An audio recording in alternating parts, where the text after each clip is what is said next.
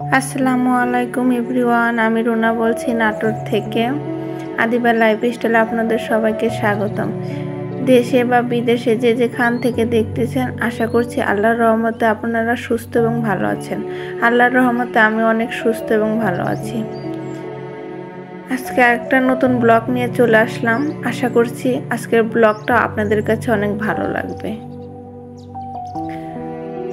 আসলে আমি আজকের ব্লগে কি কথা বলবো আসলে আমি খুঁজে পাচ্ছি না, কারণ মনটা এতটাই খারাপ যে কথা বলবো এরকম কোনো আসলে পরিস্থিতি নাই।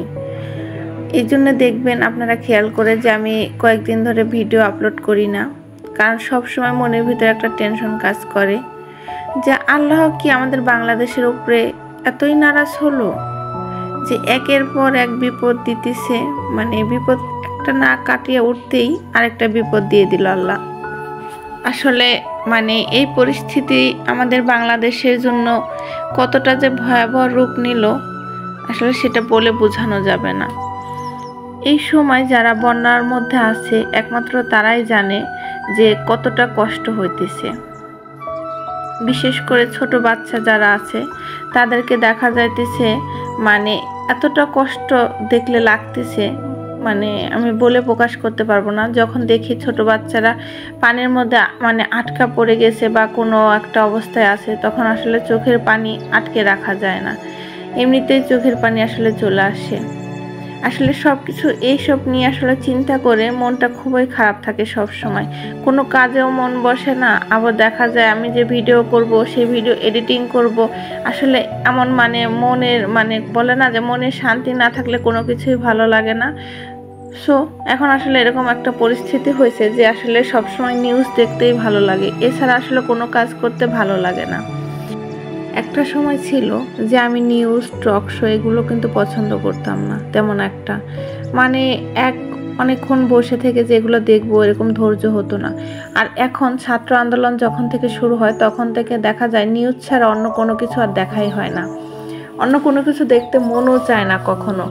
সব সময় মনে হয় নিউজের সামনে বসে থাকি, কখন কোথায় কি হইতেছে আসলে এগুলো খবর নেই।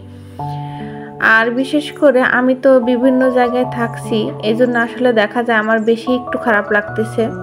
যেহেতু কুমিল্লা আমি অনেক দিন ছিলাম, খাগড়াছড়ি অনেক দিন ছিলাম, আর এই জায়গাগুলো এখন যেহেতু বন্যাতে অনেকটা পানি ঢুকে গেছে, আর পানি হওয়ার কারণে অনেক মানুষেরই আসলে কষ্ট হইতেছে। সেটা আসলে আমি যখন নিউজে দেখতেছি তখন আমার কাছে খুবই খারাপ লাগতেছে, আর অনেক মায়া কাজ করতেছে। যেহেতু আমি কুমিল্লায় প্রায় 4 বছরের মতো ছিলাম, সেহেতু কিন্তু ওখানে দেখা যায় আমার অনেকটাই সময় পার করা হয়েছে, এজন্য কুমিল্লার প্রতি কিন্তু আমার অনেকটা মায়া কাজ করে।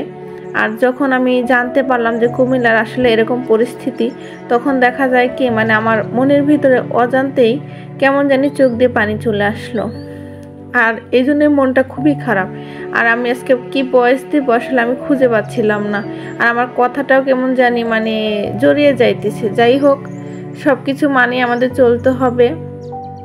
খাগড়াছড়ি অনেকদিন ছিলাম, খাগড়াছড়ির অবস্থাও দেখলাম তেমন একটা ভালো না।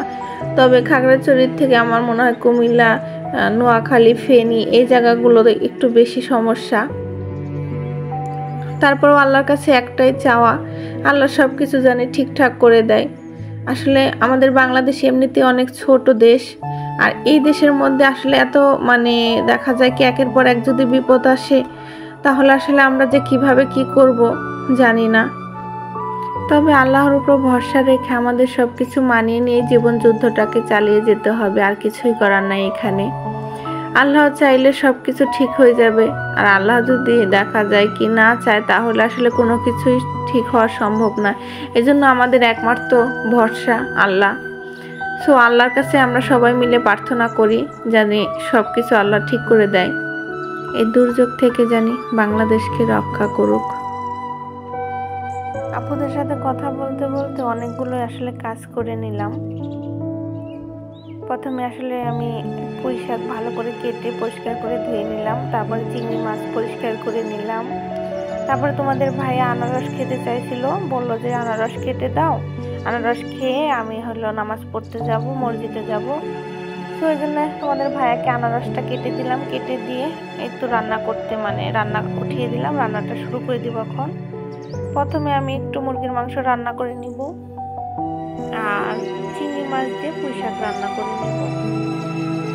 সো এত কিছুর মধ্যে তোমাদের ভাইয়ের আবার পোস্টিং হয়ে গেছে, এখান থেকে আসলে আমাদের চলে যেতে হবে আর অল্প কিছুদিনের মধ্যেই তোমাদের ভাইয়া চলে যাবে 2-1 দিনের মধ্যে, আর আমি যাব বাসা। আসলে মানে বললে তো আর সাথে সাথে পাওয়া যায় না, তো বাসা দেখে আমাকে নিয়ে যাবে। আর হয়তো বা আমার যেতে সপ্তাহখানি সময় লাগবে। আর যারা বাসা চেঞ্জ করে যে আপুরা, তারা অবশ্যই জানে যে বাসা চেঞ্জ করাটা কতটা কষ্টের। কারণ একটা বাসা থেকে সব কিছু গুছিয়ে প্যাকেট করে নিয়ে যাও, তারপর আরেকটা বাসায় সব কিছু আবার গুছিয়ে নাও, এটা অনেক কষ্টের। আর দেখা যায় বাসা চেঞ্জ করার সময় অনেক জিনিস ভেঙে যায়, আর তখন দেখা যায় মনটা অনেকটা খারাপ হয়ে যায়। এই জন্য এখন না আমার বাসা চেঞ্জ করতে অনেকটা ভয় লাগে। কারণ আমার কিছুদিন আগে এখানে আমি আসলে আসছি, আমার 9 মাস হবে। আর দেখা যায় এই জায়গার প্রতি একটা মায়া কাজ করতেছে, এখানকার মানুষজনের প্রতি একটা ভালোবাসা কাজ করতেছে, মানে সব মিলিয়ে আমার মনটা আসলে অনেকটাই খারাপ। বিশেষ করে আমার বাড়িওয়ালা খালার জন্য খুব খারাপ লাগবে, পাশের ভাবির জন্য খারাপ লাগবে। কারণ যেহেতু এখানেও 9টা মাস ধরে আছি, এদের সাথে আসলে একটা ভালো সম্পর্ক হয়ে গেছে। এদেরকে ছেড়ে চলে যাবো আর সারা জীবনে কখনোই দেখা হবে না, মানে এরকম অনেক চিন্তায় মাথায় আসে।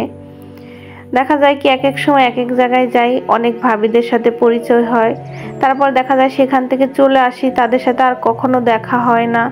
এই জিনিসগুলো আসলে কি ভাবলে না অনেক খারাপ লাগে। সো এই জন্যই হঠাৎ করে আমাদের যখন পোস্টিং হলো এখান থেকে চলে যেতে হবে, এটা আসলে শোনার পর থেকে মনটা অনেকটা খারাপ। তার মধ্যে দেশের এই পরিস্থিতি, আসলে সব কিছু মিলিয়ে মনটা অনেক খারাপ। এই জন্য এখন রেগুলার আসলে ভিডিওটা দেওয়া হইতেছে না, 2-1 দিন পর পর দেওয়ার চেষ্টা করতেছি। আর আরেকবার আমার বাসা চেঞ্জ করার সময় অনেক ক্ষতি হয়ে গেছিল, মানে আমার 50,000 টাকার ডাইনিং টেবিলটা ভেঙে একদম শেষ হয়ে গেছিল।